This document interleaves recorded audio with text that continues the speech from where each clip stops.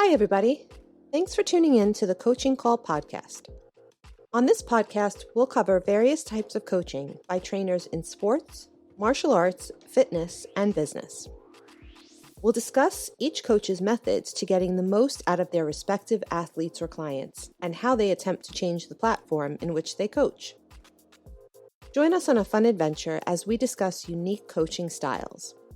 We've all been coached before, in school, at work, or on a team. Your first coaches were your mom and dad who taught you how to communicate, tie your shoes, or play a simple game of catch. Coaching is a universal part of how we get others to get something done. Join your host, Raphael, and his guests on this unique journey in coaching.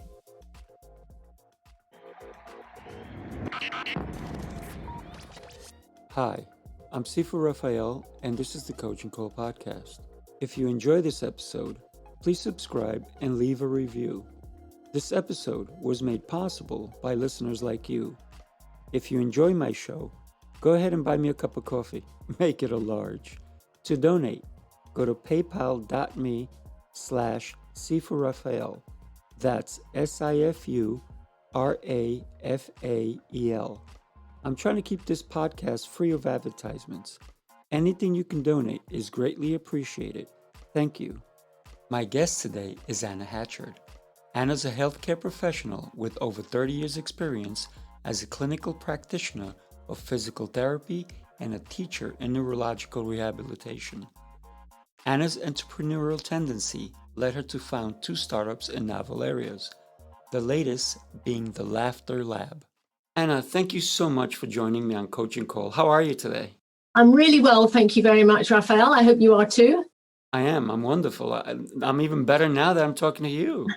Good, excellent. Anna, before we get into what you are currently doing, right? My thing is I always want to get to know the person from their childhood and coming up. Those things that affected our lives are huge.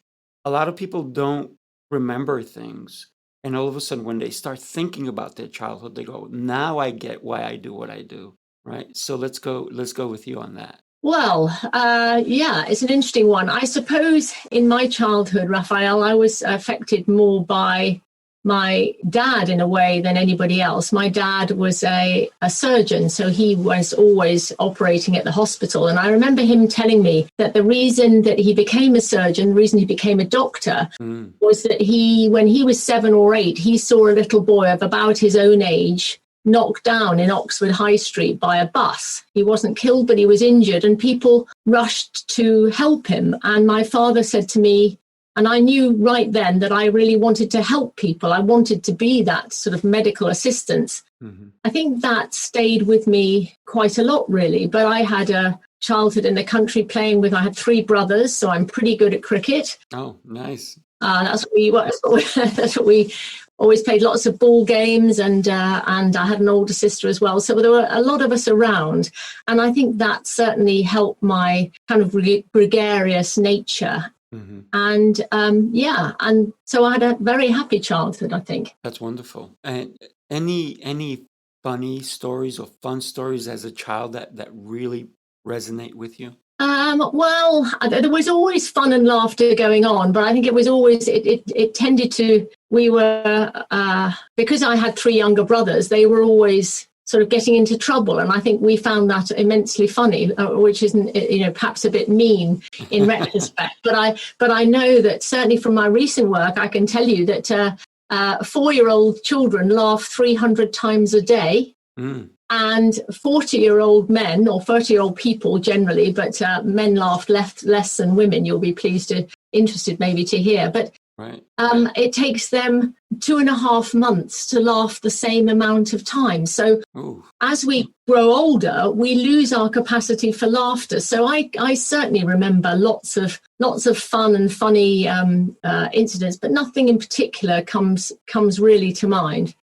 So let's talk about that, because that's extremely interesting that kids laugh 400 times a day. So they find life funny, don't they? Well, I think they do, but I think the key thing, actually, Raphael, is that they find life really interesting. They are eternally curious. Right. They're always looking to learn. They're always exploring. They use laughter, I think, in many different ways. I mean, if you look at a child, they'll laugh for absolutely no reason, or they'll pour water into a pot, or they laugh spontaneously in their play, an enormous amount. And I think we kind of lose that sometimes as we get older. We tend to think that life is a bit of a serious business, and certainly we think that work is a serious business, and it's a shame, really. It is. I think I'm at 359 laughs a day. Good. That's why they have one over on me. But that's why I feel like a kid all the time. And for me, age has never really hit anything. When somebody hits a certain number, they're like, "Oh, you feel it?" I'm like, "I feel great." It's that genuine feeling that you can retain if you stay young at heart and in mind. Because young at heart, I mean healthy, being active. But in mind, it's just a number. I'm not thinking of getting older. I'm thinking of getting better. Absolutely. And I think, I in my work, I worked for over 30 years as a neurological physiotherapist. So in American terms, that is a physical therapist, but working in the field of stroke and head injury and spinal cord injury, and people with all sorts of difficulties. And they didn't really have a lot to laugh about, but we still would laugh a lot in treatment. And one of the exemplars I used for them was our Queen, and I'm just going to put in a bit of a heads up for our Queen, because, as you know, she's a recently bereaved woman who is in her 90s, well into her 90s, who is still performing civic duty. She's still out there working. Right. And so I held her up a lot to people I work with who would try and excuse their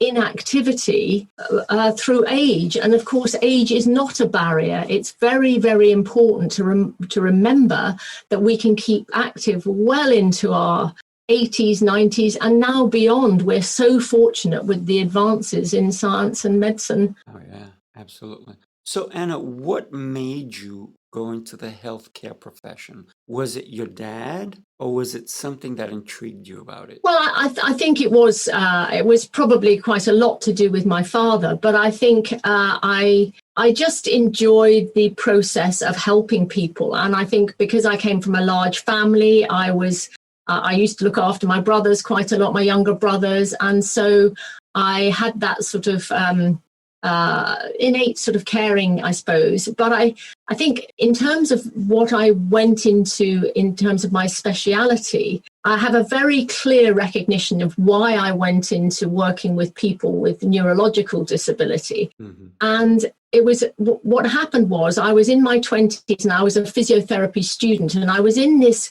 porter cabin at the back of St Thomas's Hospital in London. So a temporary accommodation, not at all glamorous, a low ceiling, a box effectively.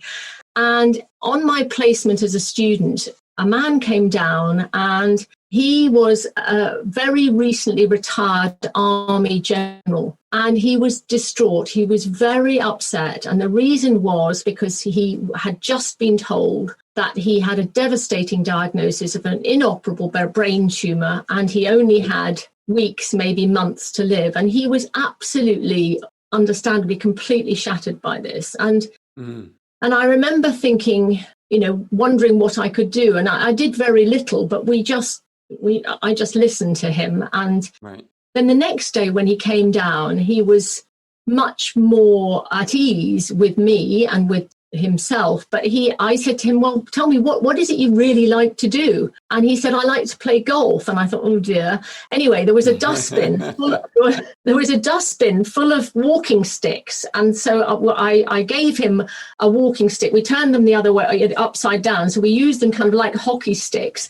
And there we were, swinging wildly in this porter cabin. And his face lit up. And actually, we shared a laugh around this common sort of sporting activity out of context. But right. I just knew at that moment that that's what I wanted to do. I wanted to work with these people. And, you know, it's a very dark time for them a lot of the time. They are kind of laid bare as people right. when they have a neurological disability. It's not like another branch of physical therapy, like having a bad knee or a bad hip or a shoulder or a bad neck. These things tend to get better. Mm-hmm. But the sort of things that I was dealing with they're conditions that you have to learn to live with. There is a process of doing the best you can despite the circumstances. Right, right. You know, one of the things that you talked about just a second ago was he was given maybe weeks to live. And when you think about it, in a way, that's a gift.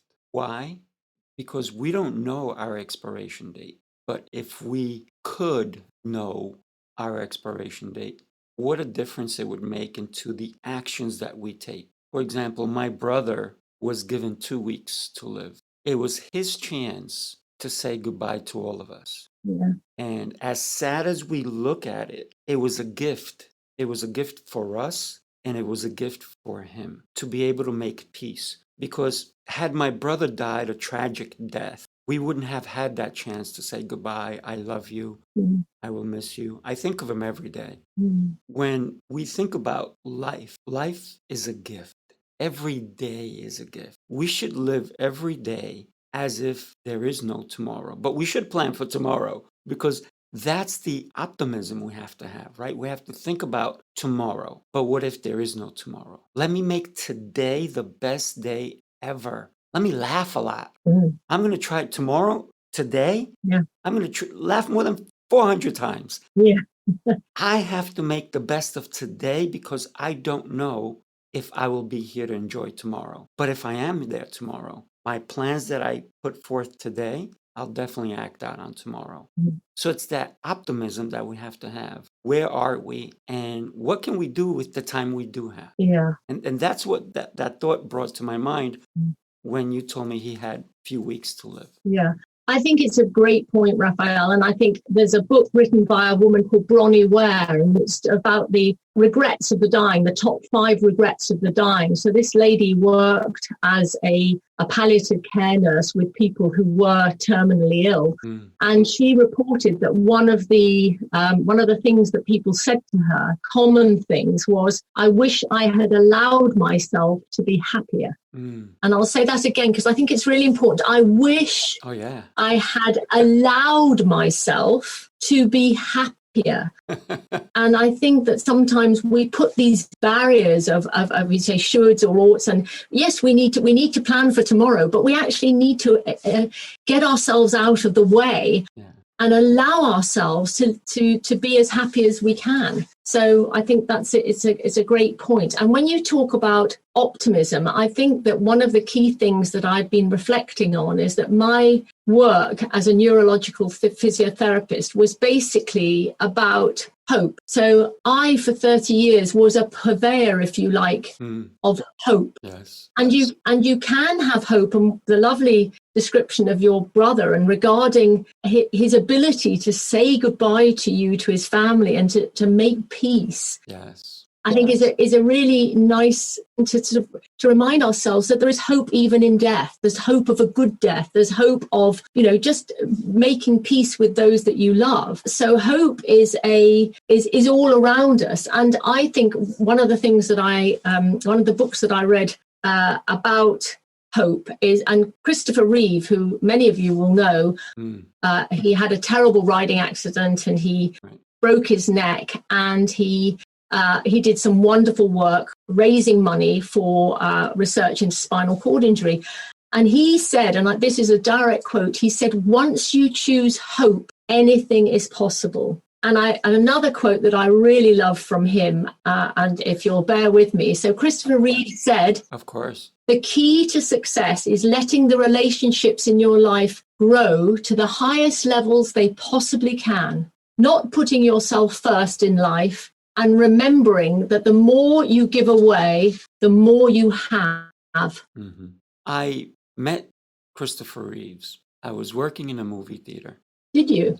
I did. I was working in a movie theater, and this is before his accident, okay? Yeah. And it was a very famous movie theater. It's called the Ziegfeld in Manhattan, New York. Oh, yeah. And it was for a movie premiere. It was only invited people. You had to have a special pass. It was not open to general public.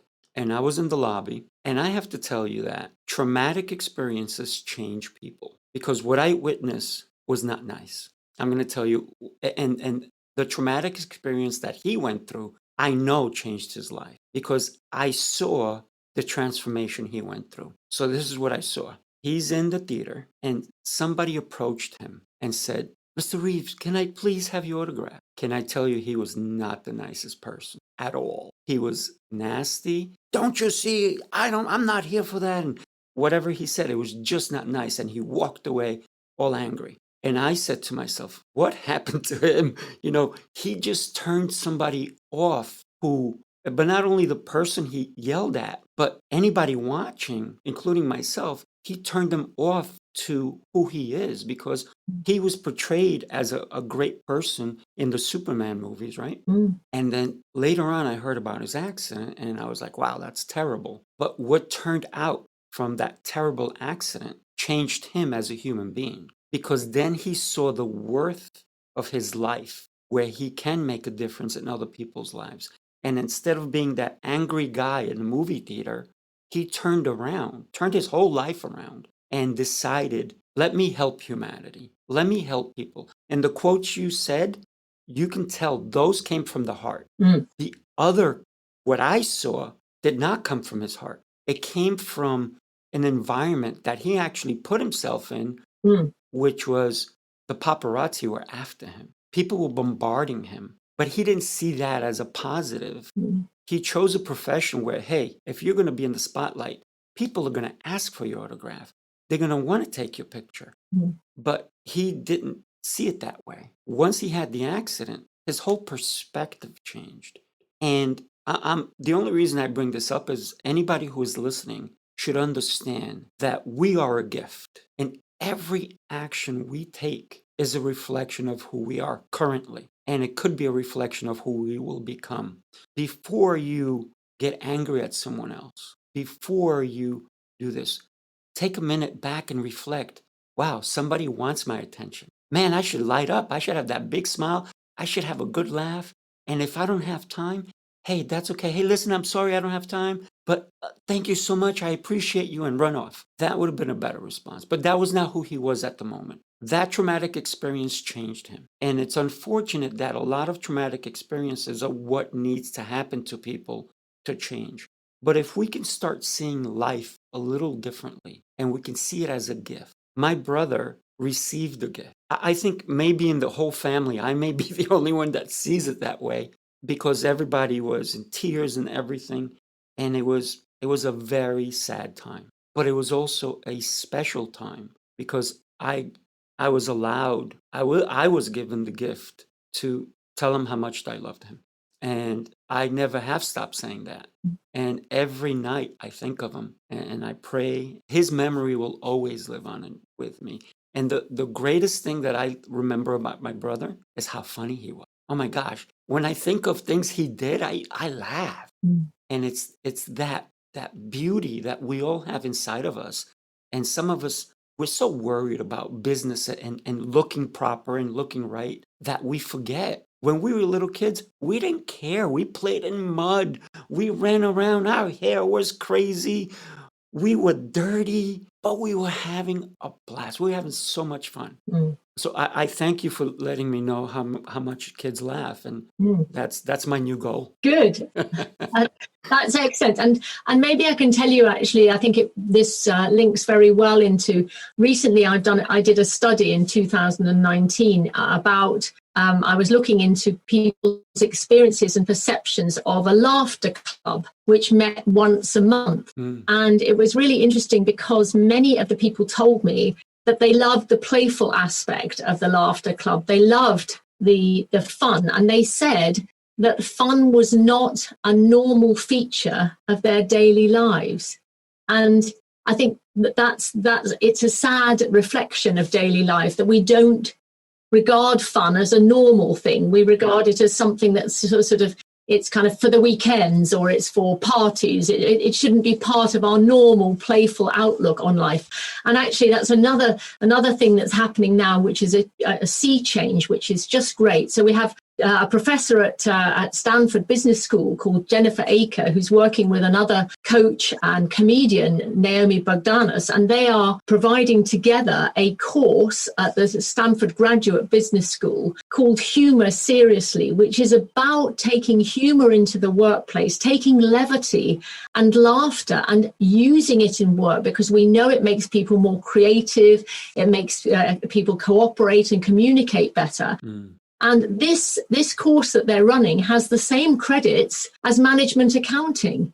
So they are beginning, I think, we are beginning to realize that this is really serious business and that we should using levity and laughter to create fantastic, high quality connections. Yeah. And you just said it, connections. That's the key, human connection. Yeah. Because without that, we might as well live in a cave, right? Well, I think some of us have been for most of the last year, I think, Raphael. And I think it feels a bit like that. And again, I think people feel that they haven't had that shared laughter, which is a massively important sort of super connector. It really binds us together. I mean, shared laughter has so many benefits, but actually it reflects good relationships, but it builds good relationships as well. And again, another study that came out this year, which was fantastic, from Cambridge University in the UK, they looked at laughter yoga, which is one of the things that we use at Laughter Lab to bring people together. But laughter yoga was used in care homes for elderly people. And what it did is they found that it reduced loneliness for them. So, I mean, and I think loneliness has been a massive issue. And what you say about we're social animals, we're hardwired to connect, aren't we, as human beings? We are, absolutely. When we think about laughter and genuine laughter, where sometimes you can not stop laughing. Yeah. And I've been part of that. And it's like you get stitches, you feel it. It's like, oh my gosh, you can't stop laughing. Yeah. And that's genuine. That's not false laughter or faking it, right? Yeah. And one of the things that for me every day, believe it or not, before I go to sleep, I'm laughing. And right. But it wound up being that I have to do something funny, or my girlfriend does something funny, and we're cracking up, and then it's good night, and I'm going to sleep with my smile on, right? And it's like, does it last all night? No, it doesn't.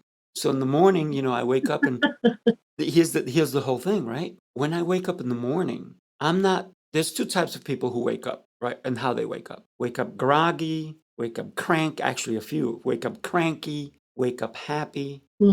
I wake up with a smile on my face. Here's the first things I say. I did it. I'm alive. I made it. I woke up. And I feel great.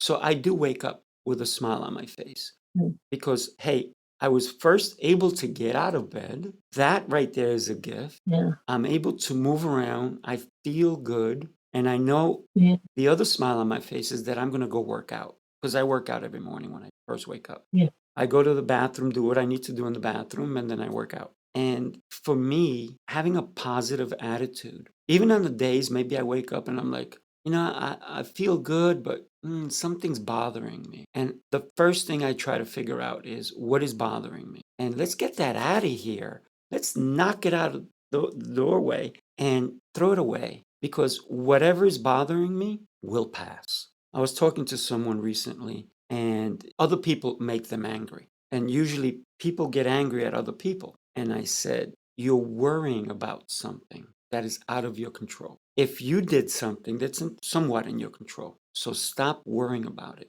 It's not, it means nothing. Because if you died right now, does it matter? No, doesn't matter. Enjoy every moment. Look, if somebody's screaming at you, smile inside and go, wow, why are you screaming? Let's figure this out. Let's work it out. So anybody who's known me has, for many, many years, has never seen me angry. Well, yes, I might get frustrated for a minute and then figure things out, or irritated and then figure things out. But for me to lash out at another person, there's no reason to. You know why? Because they have their actions. I have mine. I can't control their actions. I could be disappointed in what they did, but I'm going to get over it too, right? Unless they cut my arm off, then, eventually I'll get over it. But it's important for us to understand that life is a gift and we should not run around feeling angry about it. We should feel happy. Listen, when my brother died, I wasn't happy he died, but I was happy. I was happy that I had the opportunity to see him. Had he died a different way, I wouldn't have had that opportunity. So I was happy. When my mom died last year, I got to see her a week before she died. So I was happy I had that moment with her. And we had a great time. And my mom she had Alzheimer's at this point. She'd look at me and smile at me. And I'd start smiling back. And it was that affection that we had from each other, for each other, not from each other, for each other. And the affection was shown through what? A smile, right? Greatest connector. Yeah, it was that. She just look at me and give me that beautiful smile. And I could not be like, I'm going to give you a frown. Instead, I had to smile back because I was mirroring what she was giving me, right? So that's key. Tell me, you started Laughter Lab. I love that name, by the way, because it's like a bunch of mad scientists creating laughter, right? Tell me about it. Well, it is and it isn't, Raphael. Laughter is one of the most difficult natural phenomena to study because as soon as you try to study it, it just suddenly goes away.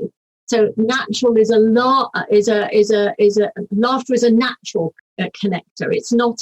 It's not forced. And if it's forced, you made the point that you get lost in laughter when you genuinely, absolutely side-splitting laughter. It's very difficult to reproduce. So that's not the sort of laughter research that I've been doing. But what I have been doing is actually asking people about laughter. So doing qualitative research, that is, so not measuring blood pressure and not measuring cortisol levels, which you can do, but asking them how they feel about it. And what I discovered was that they feel that it improves their mood, it boosts their mood, it builds confidence, it buffers stress, it takes stress right out of the equation. It's a completely natural, free and available stress buster, the very best there is. And what it also does is it builds over time, it builds resilience. So it not only makes you feel better in the moment, so it not only gives you kind of that runner's high that you get from what you're exercising, it produces endorphins, which gives you that feeling of that rush of feeling good about yourself, that boost in mood that hopefully most of us have experienced at some time. It does that in the moment, but also over time, it builds confidence and it builds a more open attitude. And what the people told me was it makes them less likely to sweat the small. And I tell you why I started. I started studying it partly because of that experience that I told you about with my patient, the Army general who was terminally ill. And I had seen through him the power of laughter, and also in my work with people living with neurological disabilities, I've used laughter a lot, and I knew a lot about physiology and anatomy as a physical therapist, but I didn't know a lot about the psychological side of it and the overall health benefits. So I was really interested and intrigued to know more. So I studied applied positive psychology, and I did a master's degree in it, and my dissertation was about this study that I did, laughter club participants. So that really sparked my interest. And that's why I started Laughter Lab, because I just feel that laughter is so powerful in connecting people. It's a super connector. And in these difficult times, we've used it. We've done We've used laughter yoga, which is basically a combination of laughing for no reason. It's not actually using humor. It uses laughter exercises to generate laughter without telling jokes. And it combines that with deep breathing, which is the yoga part. And so we've been able to do that over Zoom during lockdown. So here in the UK, we've had a lot of lockdowns. So we've done lots of free sessions through Laughter Lab. And that's been a really nice way of us actually reaching people that we wouldn't otherwise have been able to reach. And so that's been great. Just to tell you a little bit about laughter yoga, because this may be a new concept for many people. So laughter yoga was invented in 1995 by a medical doctor in Mumbai in India, Dr. Madan Kataria, who knew that laughter was really good for us, but he didn't know quite how to deliver the laughter. And so what he did is he formed a group with his friends, 3 or 4 of them. Early in the morning, they'd go off to the park, as they often do in India, to do exercise and things. Right. And they went off to the park to tell jokes and laugh. But after only a few days, the jokes became very unfunny, and in fact became quite sort of inappropriate and so rude, really. Right. So he went back to the drawing board and he thought, I'm going to have to think of a way of generating laughter without using humor. And so he came up with this idea of combining laughter exercises without using any humor or jokes, just laughing for the sheer fun of it, and then combining that with deep yogic breathing exercises, which is the yoga part, because his wife was a yoga teacher. Right. And what the deep breathing does is relaxes you, calms you down, and actually the combination is such a powerful stress buster. It's amazingly powerful combination. Thinking about laughter, let's talk about a nervous laughter. Yeah. Because people say, oh, that was nervous laughter. What does that mean? Well, I think we use laughter as a coping strategy all the time in any number of situations. So when we are nervous, when we're anxious about something, we quite often laugh and to diffuse tension. We can laugh when something it happens that we're a little bit anxious about. We may laugh. Right. In fact, another very powerful way that we use laughter, and there's a study that shows that when you lose your partner, they looked at people the 6 months after bereavement, and what they found was that the people who used laughter and humor to cope with the bereavement suffered less depression than those people who didn't use laughter and humor. So it's a natural coping strategy in all sorts of difficult situations that we use to cope better with the ups and downs of life.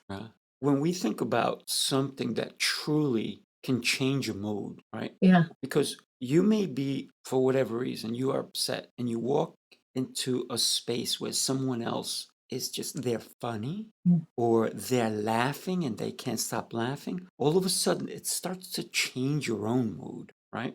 Laughter is contagious. I was at a restaurant once and I was with several people and one of them could not stop laughing and it became loud. And then other tables started looking and they were upset. But then other tables started laughing as well. Laughing. Yeah. So we had 2 reactions in the same restaurant. People were annoyed that she was loud, and other people could not stop laughing with her. And then we all start laughing with her. And now almost the whole restaurant is laughing. And then we all calm down. Yeah. And that made her laugh even more. So she just had, I guess, a laughing attack. And it was crazy. Yeah. Let's talk about that.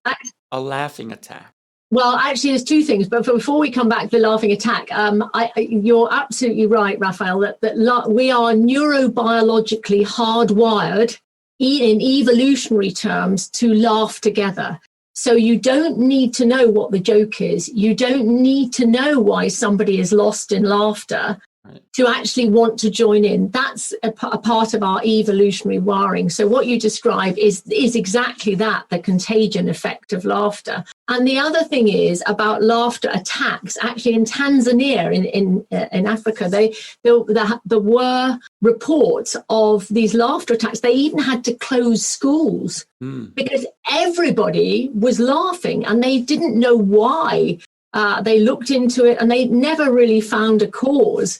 But as you say, we just join in. There is this sort of this contagion. It's there, and you just want to go with it. And sometimes it's not. It's outside your control. Yeah, absolutely. When you even think about hearing a baby laugh, oh my gosh, it's so heartfelt and so warm. Yeah, and depends on if the baby continues to laugh. It makes everyone around them start laughing as well. So that is that contagious feeling. You feel that warmth, that excitement. Yeah. Let's talk about sounds. Yeah. Sounds can create laughter. And I'm going to talk about one sound that makes everybody laugh. They even have apps on it. Flatulence, right? Yeah, absolutely. Yeah. Everybody has a different reaction to it. So some people laugh, some people obviously they don't like the smell, but the sound makes so many. I mean, they have little cushions that you sit on, and they have apps and all these different things. Yeah. And it's so funny. Yeah. Yeah. And I think the thing is that laughter and memory are very closely linked because laughter is a social emotion. Very often it's linked to great memories, and when you're talking about when you're with your friend in the diner and everybody laughing together, that's an example of laughter really cementing memories. And I think but most people have a memory of flatulence in an inappropriate moment, which is embarrassing but quite funny. Right. And it's unless it happens to be you, of course. It's it's funny if it's somebody else.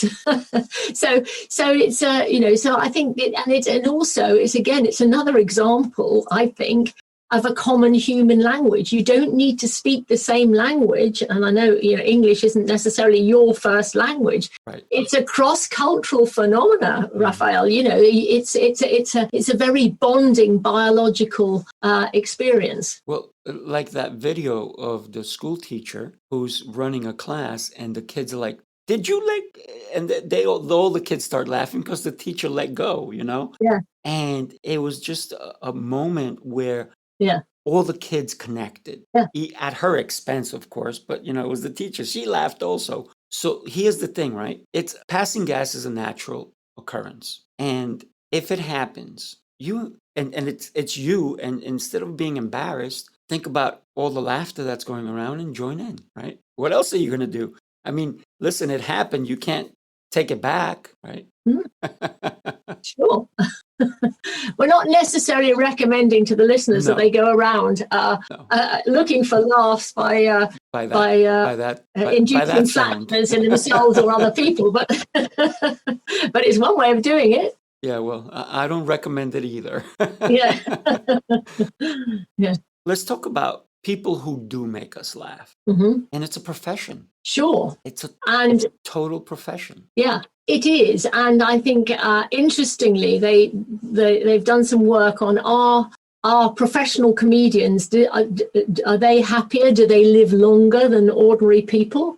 And I don't know what your guess is on that. What would you say that you thought about that? I'm thinking Robin Williams. Yeah. Very sad. I'm thinking when you hear some comedians, they're making fun of themselves because of traumatic experiences they have. And the way they present it is funny, but maybe it really wasn't. Yeah. So in thinking about what we laugh at, people laugh when somebody falls down, right? And we don't know if they actually got hurt. Maybe it's that nervous laughter. Yeah.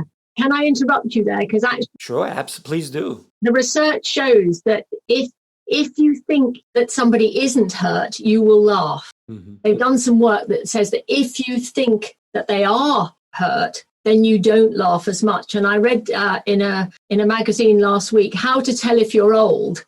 Okay, if you fall over and everybody laughs, then you're not old. If you fall over and everybody panics, then you are old. So I thought that was quite interesting. But if you think that something seriously bad is happening, we tend to suppress our laughter. Right. Well, think about even the show, America's Funniest Videos. Most of all of the videos was somebody falling or getting hurt. Mm. And there's been several different shows based on people doing the wrong thing at the wrong time. And now people are laughing at it. And I stopped watching those videos because for me, it was like, wow, that person really got hurt. Mm. And it may look funny, but it wasn't funny to the person that got hurt, you know? So there's a lot of videos, and you can go on YouTube and spend hours upon hours watching these type of things. And I love people too much, and I don't like seeing people get hurt, even though they make fun of it. For me, when I was a kid, yeah, that's funny, but I don't see it that way anymore. I guess my perspective has changed. I rather laugh at something that really is funny. To me, I mean, that's just me. Yeah. Laughter is very contextual, but actually what happens is we think we laugh at things. And if you ask people what makes them laugh, they'll say they laugh at stuff. But actually, the research shows us that we laugh more with people. We laugh more in conversation than we do, and in conversation when we're actually talking than when we're doing the listening, which sounds a bit counterintuitive. So we laugh for all sorts of reasons, which are showing agreement, for instance, or perhaps turn taking. We laugh to relax other people. We laugh. We start meetings with a laugh. We do we use laughter in all sorts of different ways, but it's much more about laughing with people. It is for me what we at Laughter Lab are looking at is laughter as a social emotion. It's this laughing with, and we don't use the laughing at idea that you've just talked about, as you say, because it's contextual, B, it's incredibly individual. What one person finds very funny, somebody else might well find offensive. So it's a very personal thing. Humor is a very personal thing. I mean, look at some of the greatest speakers. Sometimes they start with a joke. Sure. Just to loosen up the crowd. Yeah. One person that, and whether you're religious or not, who I believe is a great speaker is Joel Osteen. I might be saying his name wrong. He always starts with a joke. He's got the biggest, most beautiful smile you have ever seen. And he's so charismatic. And he'll say something and then boom, throw that smile out there. And then you're like, that's how you get to like this guy. And forget religion aside, right? Because he is doing a sermon and so forth. But forget that. Just if you watch without even volume and you see his expressions, he's showing love. And through his smile, through his laughter. And I think that, and I talked about it with my mom before, about my mom before, where her smile showed me her love for me, right? Yeah. And my smile showed her my love for her. So laughter and the way we can actually bring people closer together. Even in people in bad situations can find laughter. People who are incarcerated, they can still laugh. People in a hospital bed, they can still laugh. So laughter is an emotion that is bigger than we give it credit for, I think, sometimes. And I applaud you for starting the Laughter Lab. Thank you. Tell me what kind of work you're doing with the Laughter Lab. Well, we do all sorts of things.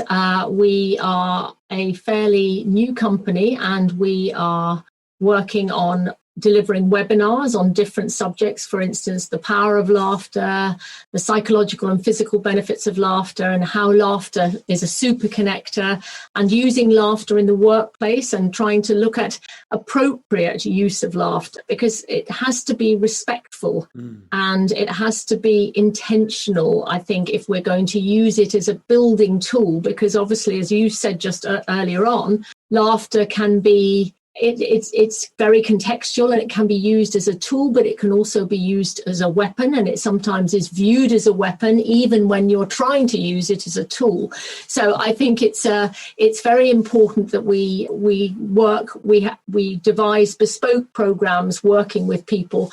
And of course, just right now we're doing a lot of work reconnecting virtual teams, because there's one thing that absolutely busts stress. It's a fantastic stress buster. It connects people, but it also builds trust. Mm-hmm. And, I think in virtual teams, it's been very difficult to maintain the level of trust without the face-to-face contact that people have been missing. So we're doing a lot of that sort of work. And we're also doing some individual and team coaching around looking for levity and laughter. So that's an interesting area as well. One of the things, every time I go to Las Vegas, I go to shows. I mean, I love shows. I love to be entertained. And sometimes I'll go to a comedy club or something like that. Mm-hmm. And the delivery of a joke mm-hmm. is the punchline. Mm-hmm. That's what gets people going. So sometimes it's building it up mm-hmm. and then delivering. Mm-hmm. Thinking about laughter. And you said it can be used as a weapon. Mm-hmm. It can be used to bully people mm-hmm. because someone will go to their mom and maybe they're crying and go, they laughed at me, mm-hmm. right? So that laughter can create a negative emotion mm-hmm. in us mm-hmm. because someone made fun of us and they laughed at us. Mm-hmm. And can that negative effect of laughter impact the person? Oh, absolutely. And I think it's all about interpretation. Mm-hmm. So although the little boy said they laughed at me, they might have been laughing at something they were showing each other on the phone. So it's we don't know necessarily. We put together all sorts of guesses in our mind about what's happening around us, which gives us our own perspective on life, which may or may not be accurate. Yeah, I think we all perceive laughter. We all perceive every context, every situation from our own individual perspective. Without a doubt. Mm. I work with little kids, right?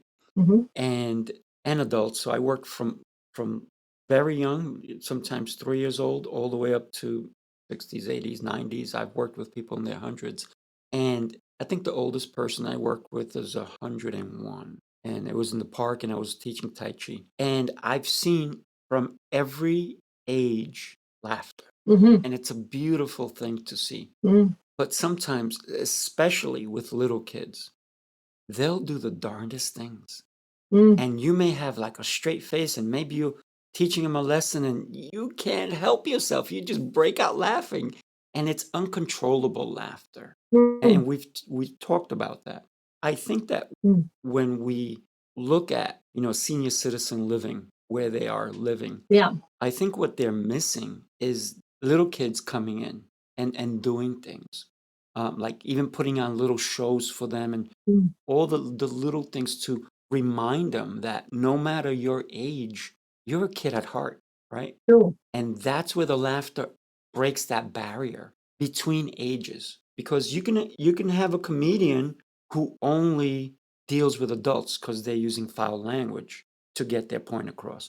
And then you can have a comedian who can hit every generation because they're not that type of comedian. They're just funny, right? Yeah, exactly. And I was working with a group last week, and I was saying, okay, so tell me about when you laugh. And several people said it's when the children next door come and see me, or when my niece is there and she, so it was just before half term. We have a midterm break in the UK.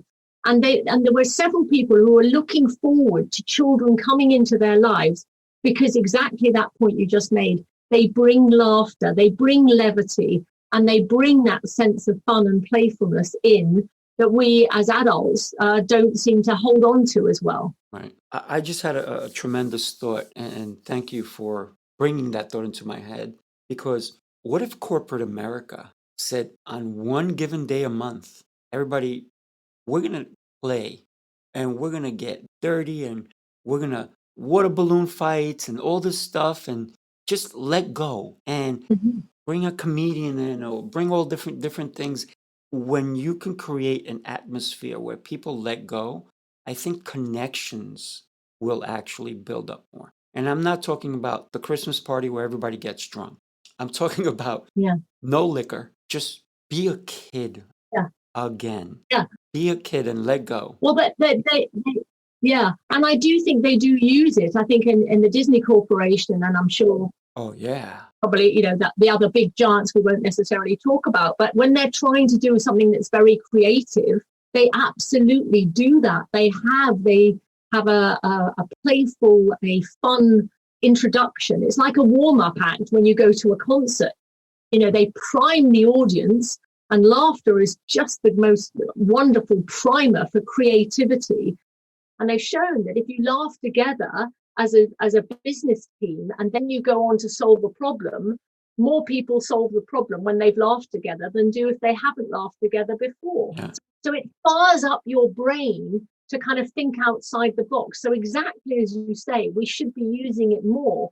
But I think bold organizations are now, and we're getting some contacting people contacting us who are really in innovative spaces, who are really pushing things forwards and growing out of this pandemic, who are coming to us saying, okay, we want to keep this culture, we want to reconnect our virtual teams, we want to really grow. And they've got some wonderful ideas, and it's such a fertile ground, giving them the sort of saying, okay, right, we don't know what's going to happen in the future. This has been such an amazing time. We have a massive opportunity now to go back to basics, to kind of retill the soil. And instead of, we don't have to go back to the old landscape. Let's go to a fun landscape where actually laughter in the workplace is encouraged. Levity is seen as positive.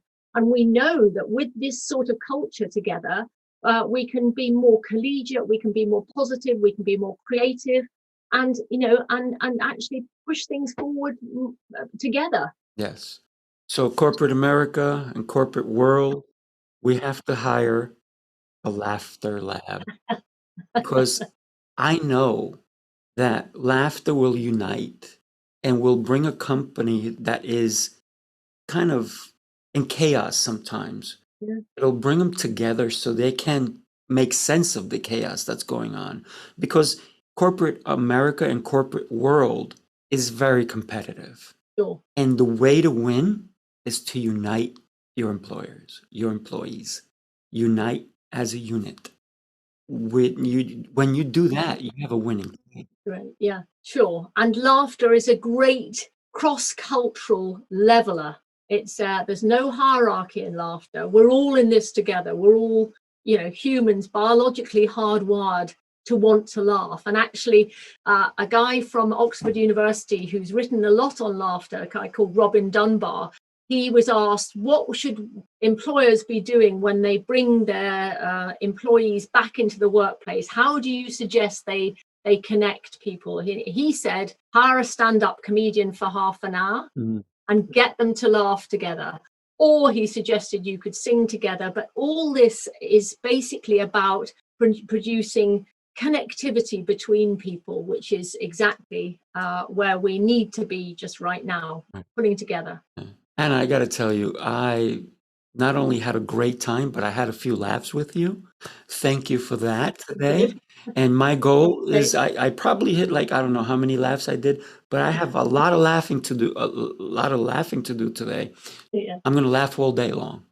Well, don't we all, Raphael? But I'm going to go to sleep tonight with a smile. I'm going to remember that. And so thank you for that wonderful gift of going to sleep with a smile. It's a great recommendation. Well, here's the thing, right?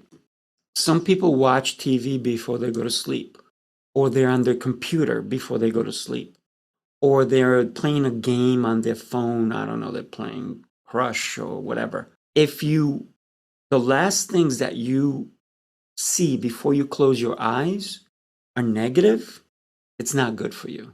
So you should look, there's so many good shows you can even go watch on YouTube.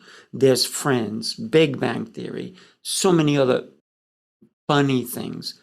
Just watch 5 minutes of something, even look for something funny on YouTube or on TV, and let that be one of your last memories, and laugh out loud before you go to sleep. Brush your teeth, and while you're brushing your teeth, watch something funny and careful you don't spit it everywhere because you're laughing too much. But laugh before you go to sleep. You'll probably wake up with a really, really, really beautiful smile in the morning. Great. Thank you so much for inviting me, Raphael. It's been a pleasure.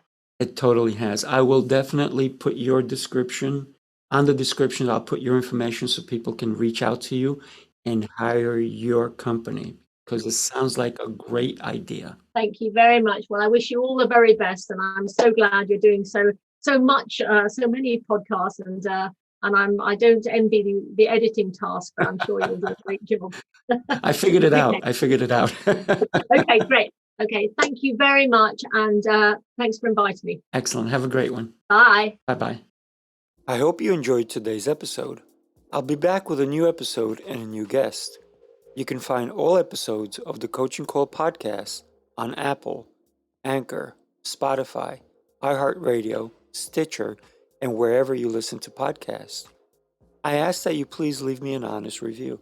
This episode was made possible by listeners like you. If you enjoyed this episode, go ahead and buy me a cup of coffee. Make it a large. I'm trying to keep this episode free of advertisements. Anything you can donate to the cause is greatly appreciated. To donate, go to paypal.me/Sifu Raphael. Thank you, and I really appreciate your help.